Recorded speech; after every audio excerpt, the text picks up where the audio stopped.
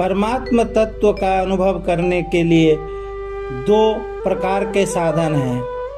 एक तो विवेक के द्वारा असत का त्याग करने पर सत्य में स्वरूप स्थित स्वतः हो जाती है, और दूसरा सत्य का चिंतन करते करते सत्य की प्राप्ति हो जाती है। चिंतन से सत्य की ही प्राप्ति होती है, असत की प्राप्ति कर्मों से होती है, चिंतन से नहीं। उत्पत्ति विनाशशील वस्तु कर्म से मिलती है और नित्य परिपूर्ण तत्व चिंतन से मिलता है। चिंतन से परमात्मा कैसे प्राप्त होते हैं, इसकी विधि बताते हैं। निश्चय करने वाली वृत्ति का नाम बुद्धि है।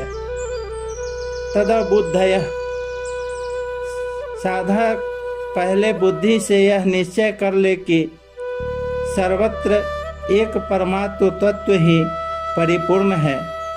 संसार के उत्पन्न होने से पहले भी परमात्मा थे और संसार के नष्ट होने के बाद भी परमात्मा रहेंगे।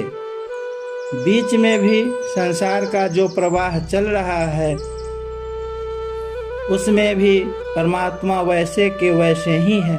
इस प्रकार परमात्मा की सत्ता होनेपन में अटल निश्चय होना ही तद्बुद्धयः पद का तात्पर्य है।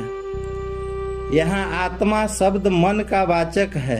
जब बुद्धि में एक परमात्म तत्व का निश्चय हो जाता है तब मन से स्वतः स्वाभाविक परमात्मा की ही चिंतन होने लगता है।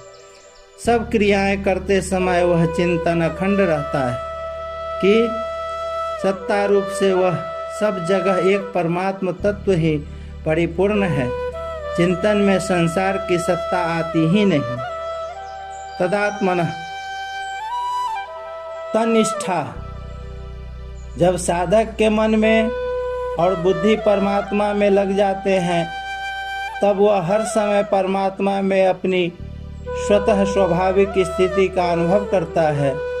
जब तक मन बुद्धि परमात्मा में नहीं लगते, अर्थात मन से परमात्मा का चिंतन और बुद्धि से परमात्मा का निश्चय नहीं होगा, तब तक परमात्मा में अपनी स्वाभाविक स्थिति होते हुए भी उसका अनुभव नहीं होता।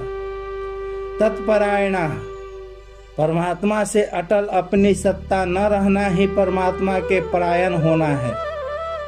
परमात्मा में अपनी स्थिति का अनुभव करने से अपनी सत्ता परमात्मा की सत्ता में लीन हो जाती है और स्वयं परमात्मा स्वरूप हो जाता है। जब तक साधक और साधन की एकता नहीं होती तब तक साधन छूटता रहता है, अखंड नहीं रहता। जब साधकपन अर्थात अहंग भाव मिट जाता है तब साधन साध्य ही हो जाता है, क्योंकि वास्तव में साधन और साध्य दोनों में नित्य एकता है।